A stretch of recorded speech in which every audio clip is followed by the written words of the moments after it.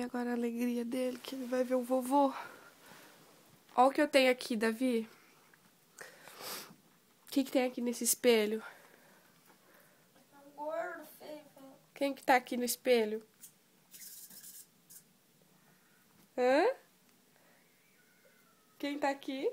Ó, ó, eu vou pegar ele.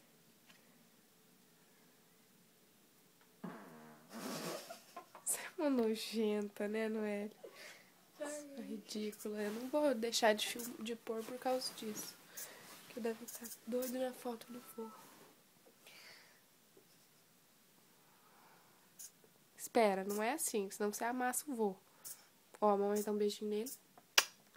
E... agora você dá um. Ai, que vovô mais lindo. Não, assim, ó. Tem que pegar ele direitinho e olhar. Ó, beijinho. Ai, vovô. Você quer? Agora um beijinho no Davi. Não puxar. Beijinho no nenê.